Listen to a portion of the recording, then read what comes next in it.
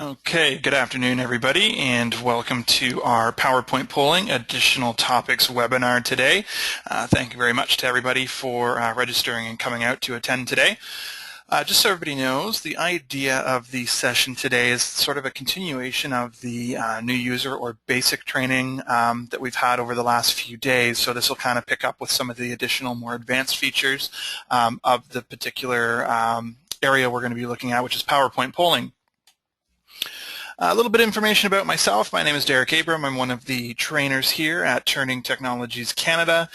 Some or most of you may have talked to me in the past. I've been with the company for about 5 years now, and so I'm a great resource for you moving forward. So please don't feel like the webinar today is your only opportunity to absorb this information. Going forward, if you require an individual training session to get up to speed with some of the features, or if you'd like to set something up for your team, absolutely, please feel free to reach out to me at any point, either by phone or email, and submit that request, and I'd be more than happy to help you out. So let's have a look at our agenda today and have a look at what we're going to be talking about. We're going to be having a look at the Comparative Links feature, creating a picture slide. We'll have a look at the competition section of TurningPoint. We'll look at how to set up demographics, and we'll look at a really neat feature called data slicing. I'll show you how to create a participant list, and then finally we'll sort of end everything off with setting up ResponseWare and how that's going to operate with your session. So let's start out first having a look at the comparative link feature. Now what I've got here on my screen is an example of a question that I might want to ask at the beginning of a presentation. The idea with the comparative links feature is that we can ask a question at the beginning of our session to kind of get a benchmark for where people are. So whether that's a question like this, how much do you know about TurningPoint? Whether it's a question, how comfortable are you with this topic? What's your opinion on this particular area? It really lets you kind of compare that before and after to see how effective your session was. So I'm going to go ahead and poll a couple of these questions with simulated polling turned on. Now bear with me, simulated polling doesn't always show comparative links in the best possible way, but we'll have a go here and see how we make out. So I'm just going to close polling and have a look at my results. So this is an example of where everybody would be at the beginning of my presentation. Now here's an example of my post question. Now I've got my pre and post one after the other. Obviously you're going to have all your presentation content in the middle throughout, so yours will probably be set up a little bit different than mine. Now I've got my post question here, so now how much do you know about TurningPoint? I've got slightly different answer choices that still mean the same thing to my participants. So I'm going to go ahead and allow my simulated results to come in. And I'm going to see my results here now for my post question at the end of my presentation. Now, depending on how long my session was, I might be able to remember back and say, okay, well, yeah, we've had some knowledge shift, but it's a lot easier to just be able to compare that in real time on the screen. So let's have a look at the comparative link slide here. So this is a slide that I created ahead of time, and I'm going to show you all how I did this. And this is actually going to show my first time I pulled it versus my second time I pulled it. So I can see here, the first time I went through in blue on the top, so I can see that 43% of the audience first time around said, I don't know anything about TurningPoint still, compared to 40% the second time. So I can see that's kind of shrunk a little bit. I can see 23% of the audience said they know a little bit the first time around versus 43% the second time. So there's a big jump there.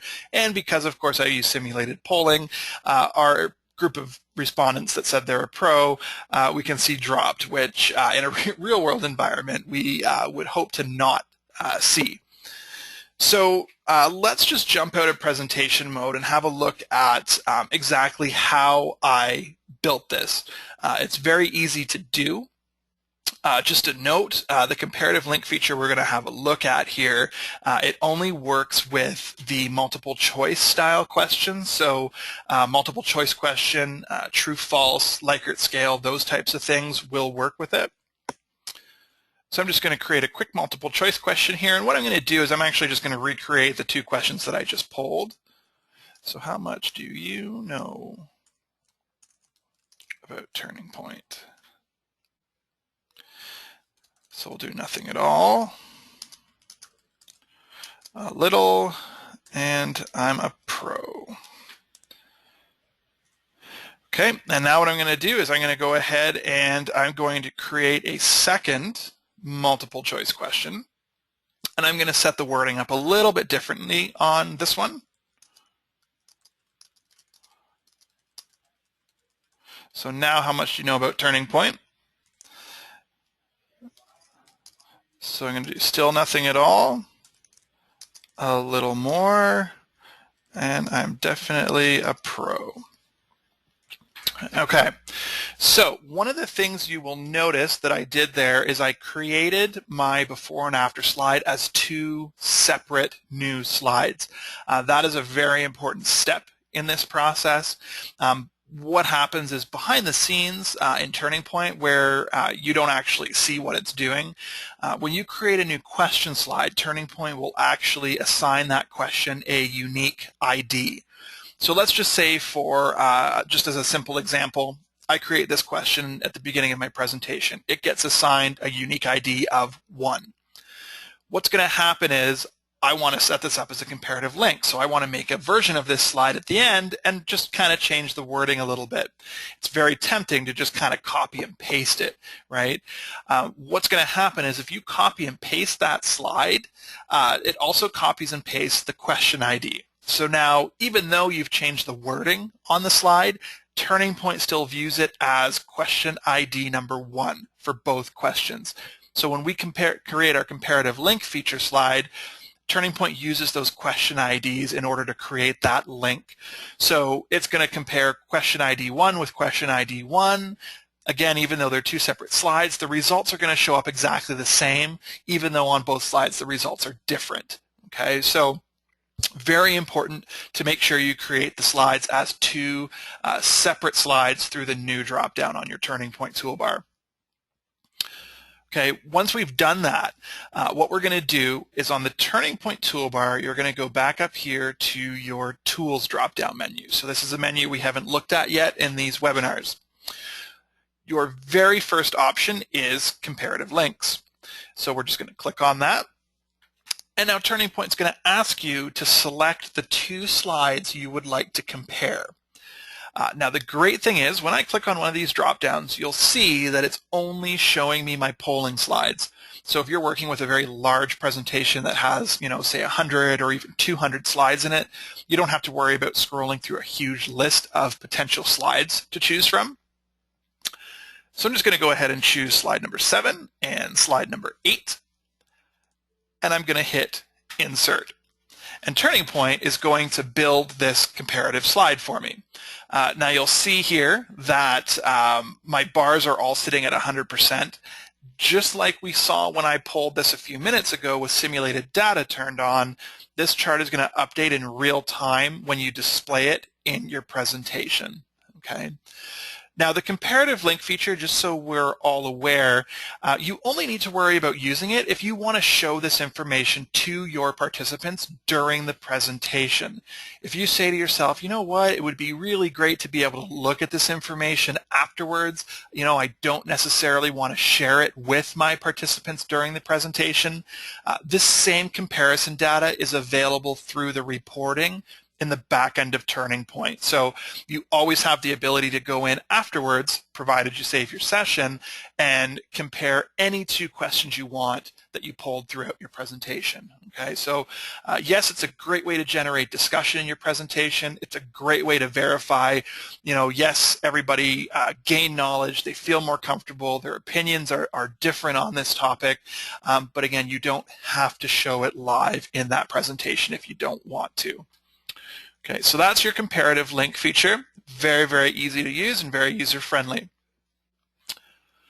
Next up, we'll have a look here at our picture slide functionality. So one of the features that TurningPoint can do is create a polling slide and use images for answer options instead of words.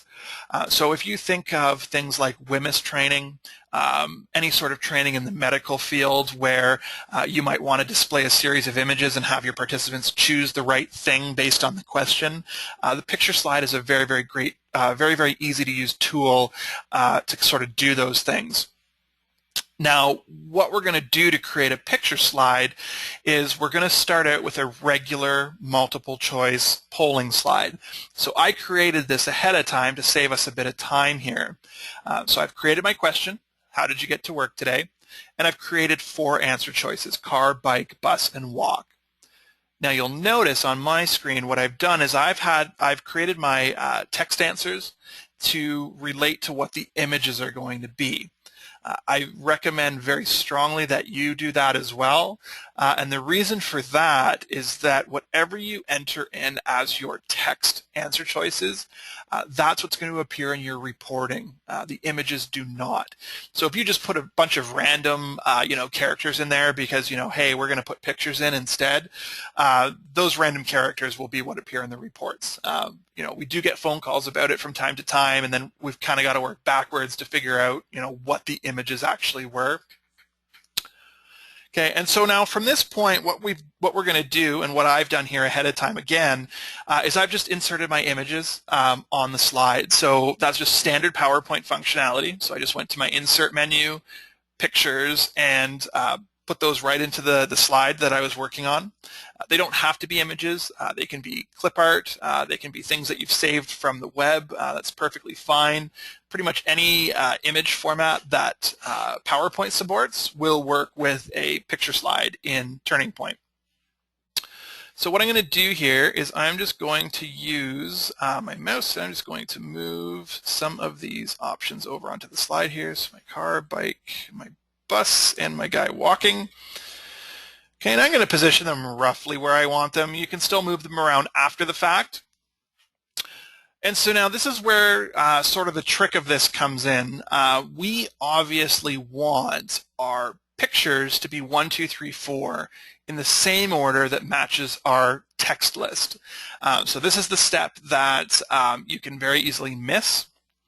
What we're going to do is we're going to hold on to the Control button on our keyboard, just like you're selecting multiple files or emails on your computer, and you're going to click the pictures in the order you want them to be 1, 2, 3, 4. That's going to tell TurningPoint how to tag them when we convert this. Once we have all the images selected, on our TurningPoint toolbar, we're going to go to the Tools menu, and we're just going to click the option Convert to Picture. What that's going to do here now is it's going to remove the text list from the slide, and it's going to connect numbers 1, 2, 3, and 4, or if you're using letter options, it's going to connect A, B, C, D to your pictures. Okay.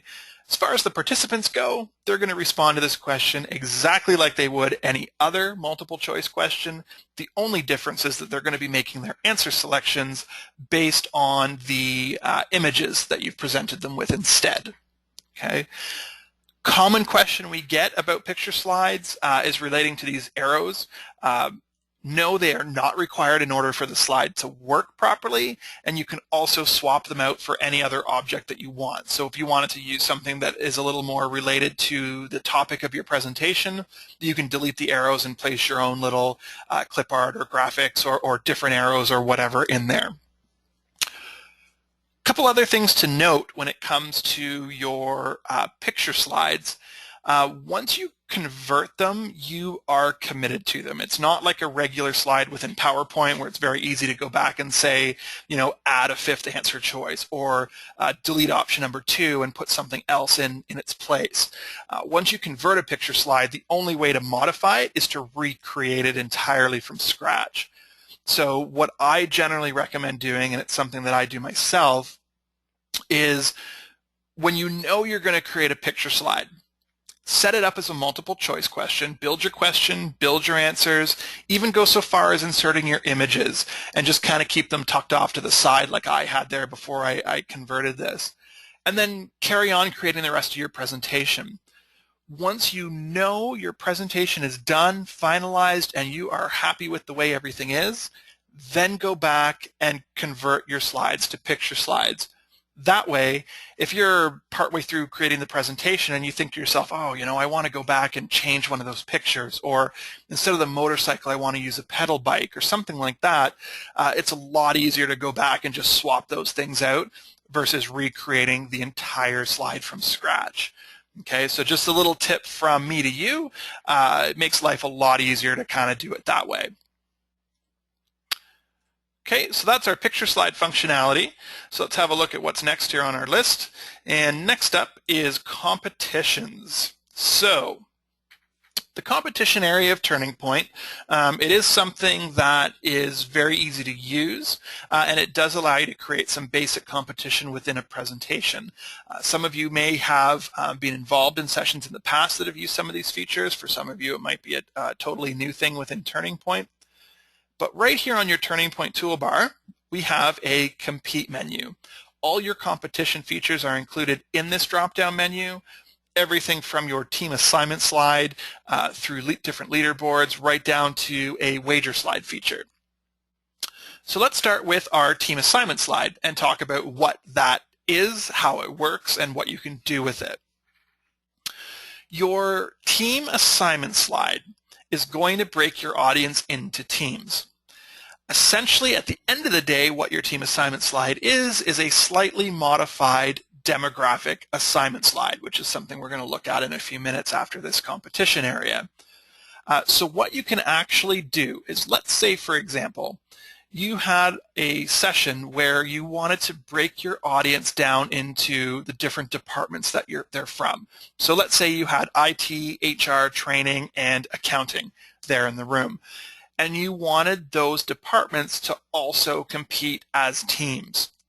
That is a great spot to use your team assignment because it's going to allow you to create those teams based on those departments, but it's also going to let you go back later on and see, how did IT answer all my questions versus training.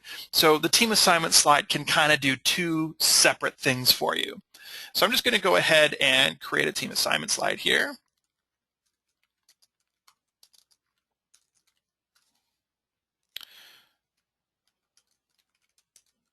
Okay, so now I've just created a quick red, green, and blue.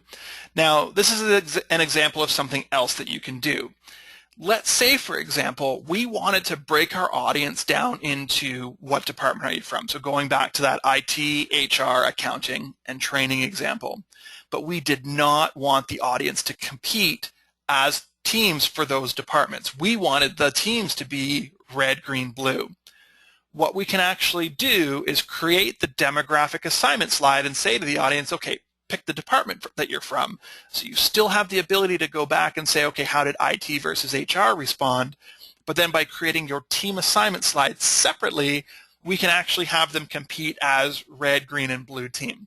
So TurningPoint's actually going to do two totally separate pieces of tracking for you.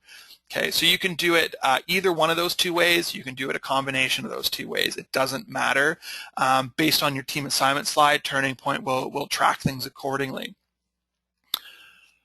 Now, one of the questions that we do get asked fairly regularly is regarding the team balancing and, what happens if, in an example like this, half your audience says, oh, well, my favorite color is red, so I'm going to pick the red team. And so you've got half your audience on the red team, and then say 30% on the green team and 20% on the blue team, right? Obviously, there's a pretty big unbalance happening there. The great thing about TurningPoint is in the competition setting for teams, behind the scenes, what it does automatically is it averages your team scores. Okay, so if one team has twice as many players as another team, TurningPoint is just going to average that score to balance everything out. Okay, so it handles that automatically. There's nothing that you need to worry about doing in terms of making all that work. Now, in the competition menu here, there are a bunch of leaderboard options, and I'm just going to plug a bunch of them in here so that we can kind of go over how they work.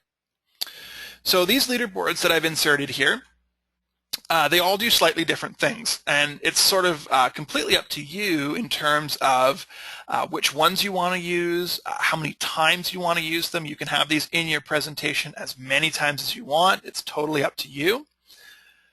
But what's going to happen is if you place a participant leaders slide in your presentation, it's going to display on an individual keypad basis what that person's individual score is. So what it's going to do is in the participant columns, it's going to generate device IDs by default. So on the back of each keypad, there's a device ID number that's labeled on it. So it's very easy to identify, who's in first, second, third. It's very easy for a participant to flip over their keypad and say, oh, keypad 1, 2, 3, 4, 5. There I am on the participant list. TurningPoint is going to automatically calculate the points. I'm going to get to that in a minute and show you how to set that up. If you're using a participant list, which is something we're going to look at towards the end of this session, TurningPoint will display participant names on the leaderboard by default. So again, it's up to you. If you're using a participant list, you do have the ability to tell TurningPoint, don't use names, stick with device IDs. So if, that whole privacy thing is a concern, you don't want participants' names appearing up there on the screen, you can change that setting so that it's going to show device IDs instead, so people can still kind of have that level of anonymity in the competition. Okay, the team scoreboard here, that's going to show your team scores. Now, this is one of the scoreboards that typically gets broken a lot of times. And the reason it gets broken is because when the slide is inserted, you'll see here on mine as an example, the team columns are blank. So a lot of times what people say is, oh, well, I don't want it blank. And so they'll come in here and start typing in team names. Don't do that. What's going to happen is with the team scoreboard, whatever team names you place on your team assignment slide, TurningPoint's going to grab that and populate it automatically for you. Okay, so and it's going to do that with all these slides, the leaderboard slides. So don't worry about having to manually type anything into any of these. TurningPoint will do everything for you automatically. The team MVP slide, that's going to show you the individual participant and the team they're on and how many points. So who's got the highest score on each team, so kind of who's pulling the team weight. So that's another leaderboard you'll have access to. And last but certainly not least is the fastest responder slide. This is going to show you who responded correctly and the fastest to the previous question that had a correct answer assigned to it. Okay, and it's going to show you that number in terms of seconds. Now, with these leaderboards, they will always show the total accumulated score up to the point in the presentation that you display it. So if you wanted to set up like a Jeopardy style game where you showed the leaderboard at the end of each round, you can do that. If you wanted to show the scoreboard after every 3 or 4 questions, you can do that too. It's totally up to you. The only slide that's a little bit different is your fastest responders. It does not show a total accumulated time. It's always the amount of time it took to respond to the last question that had a correct answer. Okay, so it's a little bit different. So now let's have a look at how we assign points. So it's great that you can put your audience into teams.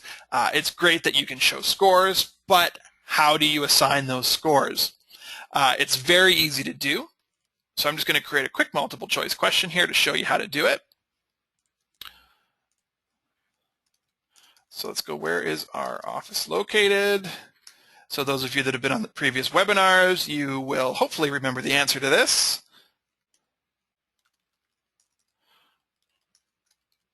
Okay, so there's our multiple choice question. Going back to our webinars earlier this week and last week, we're going to set our correct answer. So option number 2, I'm going to throw a correct answer indicator in here. And the next thing that we're going to have to do is we're going to have to tell TurningPoint how many points we want to give to each individual that gets this question correct. So just above our correct and incorrect drop-downs here, there is a point value box. So for correct points, we can say, okay, I'm going to give you 100 points for getting this correct. If you want, You can also say to TurningPoint, deduct 50 points for getting it wrong, or deduct 100 points or 500 points. So that is totally up to you and how you want that to work. So what we have now done is we've told TurningPoint, every participant that gets this question right, give them 100 points. If they get it wrong, that's okay. We're not going to penalize them. Now, underneath the scoring options box, or the point values box, you have a couple of check boxes here. First one is speed scoring. If you turn speed scoring on, it's going to sort of work like the NTN trivia does at Boston Pizza, for example. The faster you get the question correct, the more points you're going to get for yourself, which in turn is going to affect the team score as well. So it's a really great feature. If it's one of those things where you're concerned about having a tie, because let's face it, if you've got a series of questions and you're having an individual competition, there's a very realistic possibility that you may have 3 or 4 people or more that get every single question correct, right? So if you want to avoid that 3 or 4 or 5-way tie, turning speed scoring on is a really simple way to avoid that, because what are the chances that everybody's going to answer the question in the exact same amount of time for every single one, right? So it's a really easy way to do that. You also have an option for advanced scoring. So if we turn this checkbox on, what we can actually do is we can say to TurningPoint, let's say, for example, we had a satellite office in Ottawa. We could say, okay, Barrie is the most correct choice. So I'm going to give you 100 points for getting that. We do have a satellite office in Ottawa, so okay, you're sort of right. I'll give you a few points for that. I'm going to give you 10 points if you choose Ottawa. So now, by choosing number 2 or number 4, the participant is still correct. However, they're going to get more points for getting the most correct answer selected. Okay, so you do have the ability to do that sort of thing as well. Okay, and the final thing we'll have a look at here in the competition menu is our wager slide option. The wager slide allows you to let your participants bet a percentage of their points. The percentages that they have to choose from are hard-coded, so unfortunately you cannot change them at this point. But what this is going to do is it's going to say to the audience members, okay, what percentage of your points do you want to bet on the next question, right? And it's all based on whether they think they're going to get the next question right or wrong. If they get it wrong, it's going to deduct the corresponding percentage from their score. If they get it right, it's going to add the corresponding percentage to their score. Now, obviously, because that's affecting the individual score, if they've also put themselves onto teams, it's going to affect the team score as well. Now, what's going to happen is you have the ability to add a custom text box just through regular PowerPoint functionality to this slide.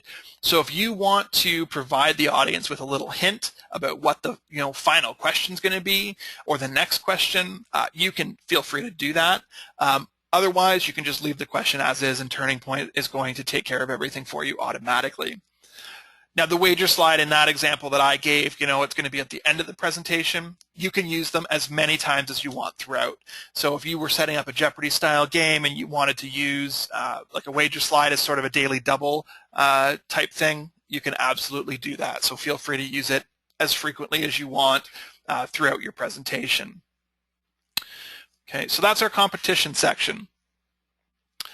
Next up, let's have a look at demographics and how that works, and our data slicing feature.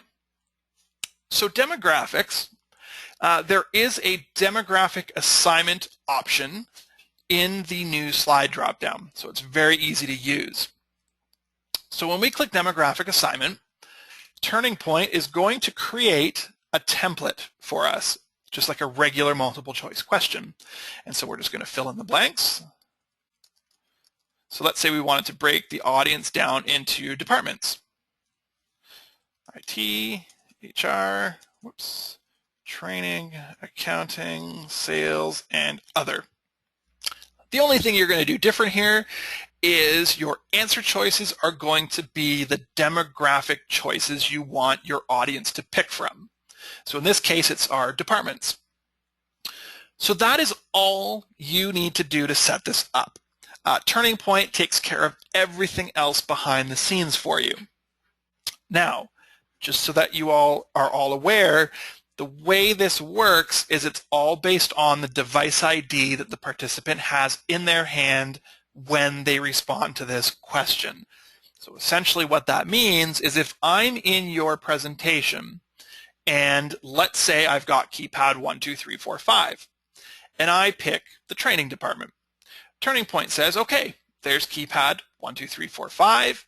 That person picked the training department. Now, every single time my device ID responds to another question throughout that presentation, it uses that ID that it reads to tie my results back to my demographic choice.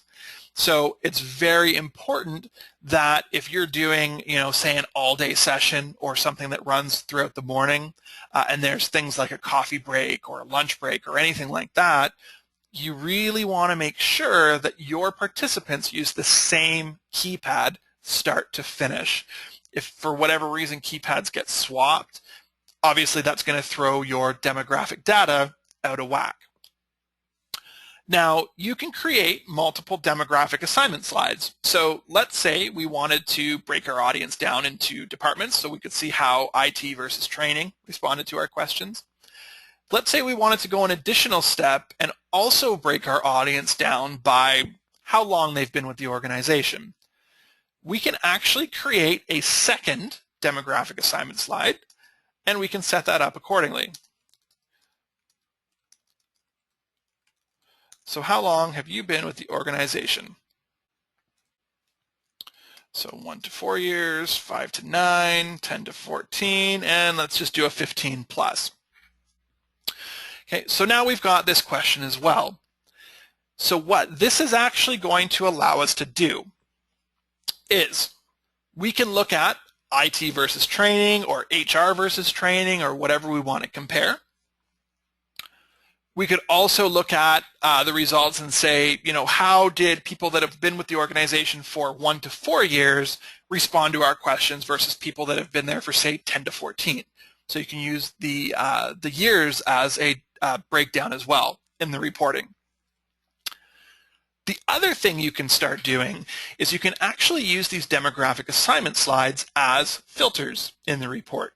So as an example, one of the things that we could also do is say, how did people from the HR department that have been with the organization for 10 to 14 years respond to all the questions? So now you can start looking at very specific subsets of information that you've collected during your session, because remembering back to the new user training, you want to make sure you save that data at the end of your presentation.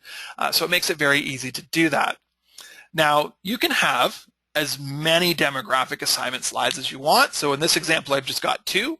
If you wanted to go a third step and break your group down by region as well, you can do that too, and you're just giving yourself a third demographic filter option that you'll be able to report on.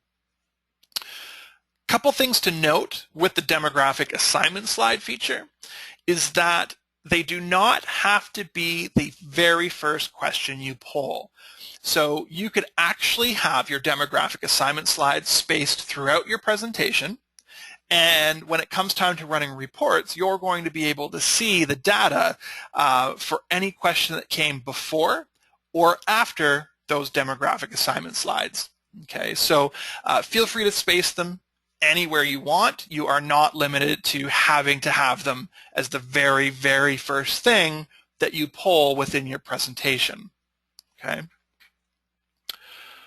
Now, to go along with the demographic features, we have a feature built into TurningPoint called data slicing. Now, it's a feature that not a lot of people use, and I don't think a lot of people really know about it. And the people who do know about it are kind of like, I'm kind of afraid to use it. What data slicing lets you do is you can take a question that you've just polled, and you can pick another question that you've polled, and you can filter out how people answered a previous question a certain way, answered the question that we're currently looking at. Okay, so I'm going to show you an example of that. So let me just go back into show mode here.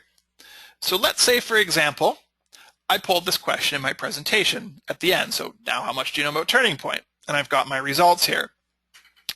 We're going to have a look at what exactly data slicing is going to do. Now to turn it on the TurningPoint toolbar here, you're going to see a little button sort of in the middle that has 3 layers, a green, yellow, and red layer. That is your data slicing button. So I'm just going to click on it, and you get this little pop-up window that appears. And what it's going to do is it's going to show you every single question you've pulled in your presentation. So the great thing is that this is not limited to just demographic assignment slides. You can use any multiple choice type polling question you've asked in your presentation to do this. And so let's just have a look at the very first question I pulled. How much do you know about TurningPoint? Let's say I wanted to have a look in my presentation at how the people that said they knew nothing at all about TurningPoint at the beginning, I want to look at how that specific group of people answered this question at the end. I'm just going to select the option here, nothing at all. I'm going to hit select, and TurningPoint's going to show me how they responded to this question. So I can now see that 38% of the people that said originally they knew nothing at all, this is how they answered the question.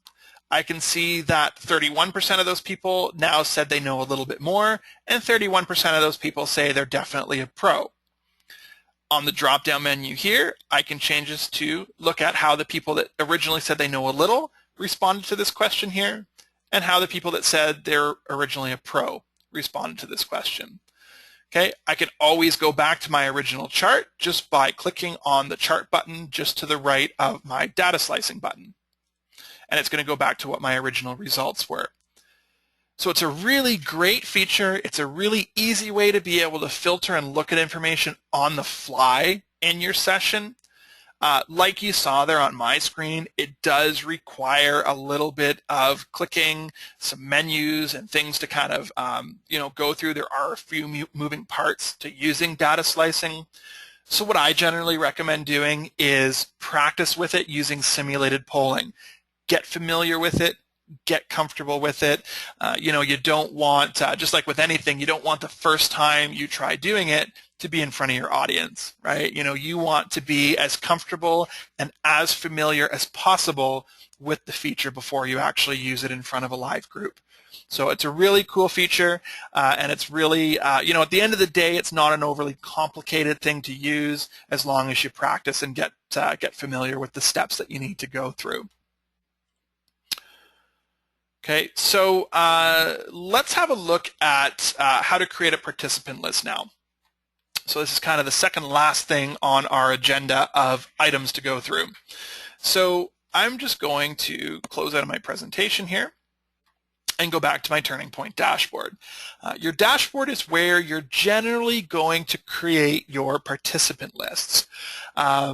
Ideally, in a perfect world, you're going to want to create your participant list ahead of time so that it's done and you don't have to worry about doing it the day of. However, it's a pretty easy thing to create. So if you're doing like a real-time registration and as people are showing up for your workshop, you're kind of signing them in and noting down their information, you can create it as you go as well. So really it comes down to what process works best for you and how your workshops are kind of set up to flow on the day of. So what we're going to do to create a participant list is on the TurningPoint dashboard, we're going to go to the Manage tab. On the Manage tab, we have this participant list menu, and there's a bunch of options here. One of the things that you can do is you can import a CSV file containing participant information. One thing that I will point out is at this point, do not be fooled by the import option right here. That will not let you import a CSV file. What that is meant to do is import a participant list from another computer. So if a colleague of yours built the list for you and then said, hey, here's the list, that's what that's going to let you import. It's not going to import a CSV file. I will show you how to do that in just a second. So generally, you're going to click the New option. When you click New, you're going to be asked to give your participant list a name. So just like your session data, I always recommend, giving it a name that makes sense to you so that the day of your workshop, it's very, very easy to reference that file and say, okay, right, that's the participant list I need to use today for this webinar or for this particular workshop. So let's just give this a name. August 27th webinar. Generally, you're going to create manually. If your school or organization uses a compatible LMS system, something like Blackboard, Moodle, Sakai, Canvas, Desire to Learn, those are just a few, we do have an integration that is available that allows you to create your courses in that LMS, register participants, and then download that class list automatically into TurningPoint. So that is an option that's available. If that's something that is potentially applicable to you within your organization or school, after the webinar, shoot me an email, let me know if it's something you're interested in looking into, and I would be more than happy to sort of go down that road with you and help you in getting those things set up. So I'm just going to hit Create List. And now here at this point, it sort of starts to look a little bit like an Excel spreadsheet. By default, TurningPoint's going to ask you for a device ID, a last name, and a first name, and a user ID for each participant.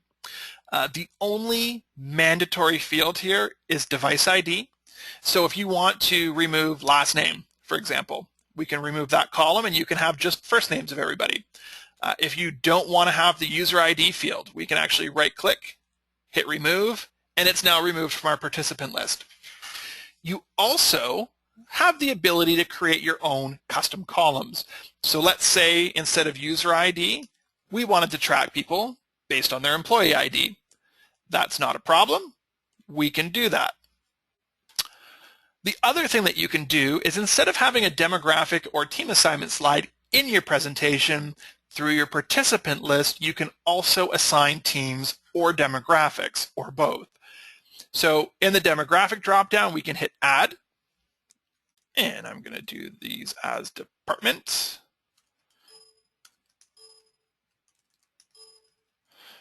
Okay, I'm just going to add some options here. If these were going to be our team assignments, we would check off Use for Competitions. Since it's just a regular demographic, I'm not going to do that right now. And now we have the demographic column here as an option in our list. So from the drop-down, we can actually assign people to a particular demographic as we add them to our participant list.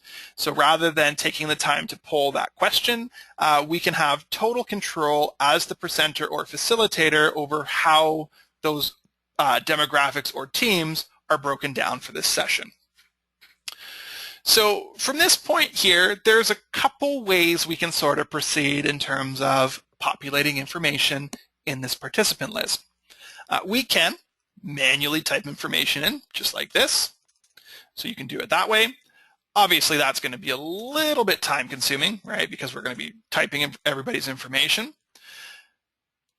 You have all your participant data in an Excel spreadsheet, something like this that I've got here on my screen right now. You can copy and paste it right from your spreadsheet. So we can just copy this, paste into the participant list, and we're good to go. You can also import it. So if I go to my participant list drop-down menu here, go to Import and choose CSV, TurningPoint's going to say, okay, well, where's your file that you want? And I'm going to hit this one.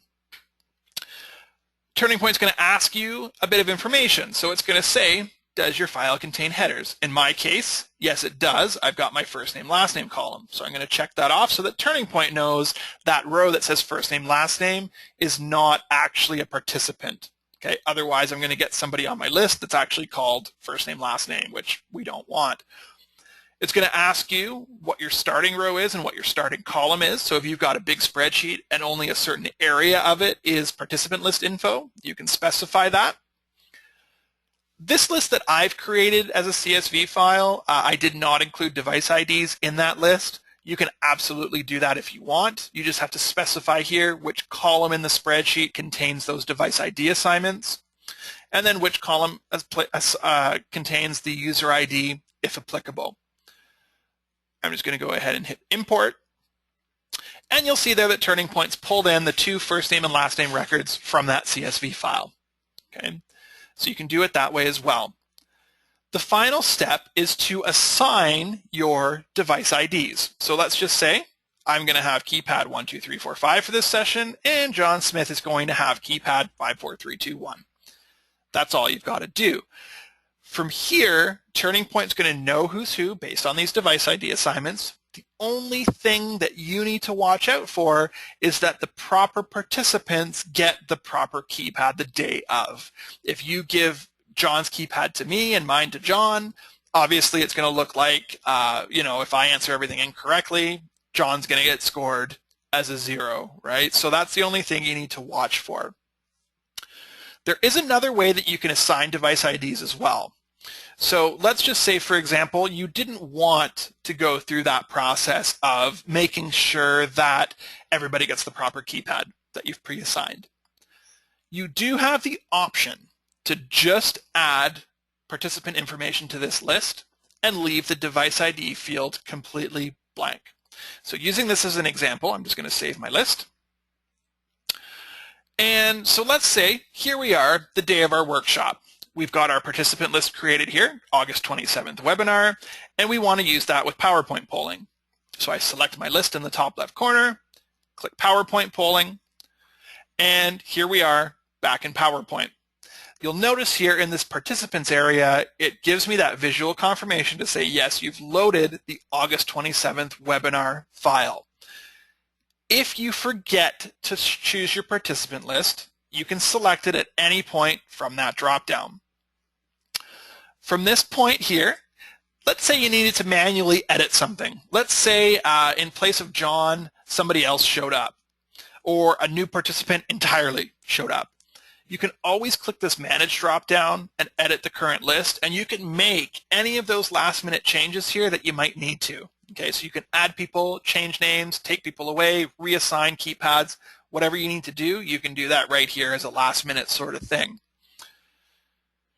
Right here, this real-time registration button, if you did not assign device IDs in your participant list, this is going to let you say to your audience now, okay, when you see your name appear on a list, push the corresponding number on your keypad. And so if I push go here to open registration, if I said, oh, hey, there I am on line number 1, I just hit 1 on my keypad, it assigns the device ID here to me. If John hits 2, it assigns the device ID number here to him. So in that scenario, you can just give any keypad to any person and have them assign themselves here at this point. A little word of caution that I will use with doing that is if you do real-time registration, your device ID assignments become part of the session file that you're creating when you poll questions. So, going back to the new user training, one of the things that we always recommend doing is resetting your session before you start your presentation, right, to make sure there's no pre-existing data. Because that real-time registration becomes part of your session, if you do your real-time registration and then say, oh, geez, I've got to reset my session, and then you reset your session, you're going to blow away that real-time registration. So make sure if you're going to use the real-time option that you open TurningPoint, open your presentation, reset your session just like you normally would, just like we recommend, and then do your real-time registration and then run your presentation. Okay, so it just creates a couple extra things that you need to be aware of to make sure you don't blow that device registration away, okay, because we wouldn't want that happening. Okay, so that is how you're going to create your participant list. Final thing here that we're going to have a look at today is how to use ResponseWare with TurningPoint. The great thing is that in terms of setting up your presentation, there is absolutely nothing you need to do any differently. You're still going to create your questions the same way. Presentation is still going to run exactly the same way. The only difference is at the beginning of your session, you need to remember to log into the ResponseWare server. Okay. Now, just so that you all know, the ResponseWare system does operate off a licensing service. So you need to purchase or rent however many licenses as you're going to have people using their devices. Now, as far as ResponseWare goes, it works on any web-enabled device. So whether that's a smartphone, a tablet, whether it's an iOS device, an Android device, a laptop, a desktop, it doesn't make any difference. As long as that device can open a web browser and access the website rwpoll.com, that is all you need to worry about. And so what's going to happen is to connect to the ResponseWare server on the TurningPoint dashboard, you're just going to click here to connect. TurningPoint's going to ask you for a username and password. So when you come to your account rep here at the office and say, hey, you know, we're interested in using TurningPoint, we'd like to purchase or rent some licenses. What we do is we create you an account that has those licenses associated to it. Okay, and so that's where the username and password comes from. If you're interested in ResponseWare pricing or further information and you're not sure who your account rep is here at the office, feel free to shoot me an email after the presentation or at any point, and I can look that up and connect you with the appropriate person here at the office. Okay, down here at the bottom, you've got some options. We can choose to allow guests, so anybody can connect to our session. You can require your participants to create a login and password, so you can actually force them to create a ResponseWare account so you can easily identify who the people are. And then you also have the ability to tell ResponseWare whether or not you want to prompt your participants to enter their user information. So one of the great things with ResponseWare is if you want to track your individual participants, you do not need to create a participant list ahead of time. You can have ResponseWare pop up a little window that says what's your first name, last name, and employee number, or your first name, last name, student number, you know, whatever the scenario is. So ResponseWare can actually generate that participant list automatically for you. So that's kind of a nice bonus to it. So I'm just going to go ahead and hit my login button here. And what's going to happen is once I log in, TurningPoint is going to give me a 4-digit session ID number. And so all I need to do is give this to my participants so that they can go and connect to this presentation. So I'm just going to punch 1565 into my phone here and connect. So we'll give it a second. And I can see that I now have a connection here. Okay, from here, all I have to do is launch into PowerPoint polling and open my presentation and run it just like I normally would. Now, if you are only using ResponseWare, if you're somebody that is just doing a web-based session and you're not using any physical keypads, the great thing about ResponseWare is you do not have to have a receiver plugged in. Okay, so that's another bonus of ResponseWare. If, for example, you had a bunch of remote participants using ResponseWare and you had a bunch of people physically in the room in front of you with keypads, that will work together just fine as well. So you would plug your receiver in, your participants with the keypads are going to answer the question accordingly. People remotely on ResponseWare, they're going to answer with their devices remotely. As the participant, you're going to see all those responses come in together, and you're going to see them all included as one chart. Okay, so you don't have to worry about filtering everything out. TurningPoint automatically combines everything together for you. Okay, and so what's going to happen from here is I'm just going to open up PowerPoint polling. Once it's opened up here, I'm going to go to File, and I'm going to grab my presentation. Okay, and I'm just going to go ahead and reset this. I'm just going to go ahead and pull this question. Okay, and for those of you on the call that have connected to ResponseWare, what you'll actually see is the question and answer choices appear on your device. And then when I close polling, what's going to happen is the results appear on screen, and your mobile device will also update to show the chart as well. Okay, so it's a very, very easy to use feature. It's something that doesn't require any sort of different setup. It's literally just a matter of logging into your account, giving the group your session ID, and you're good to go. Okay. So that concludes our additional topics webinar today. Again, here's all my contact information on screen. Absolutely feel free to give me a call or drop me an email if you have any further questions.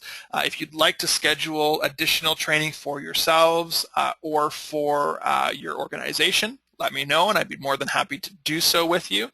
If you have any requests in terms of future webinar topics, absolutely feel free to drop me an email with those suggestions. And you know, as with anything, if I get an overwhelming response on a particular topic, I would absolutely be more than happy to set that up and invite everybody. So again, thank you very much for coming out today, everybody, and hope to see you on a webinar soon. Have a great day.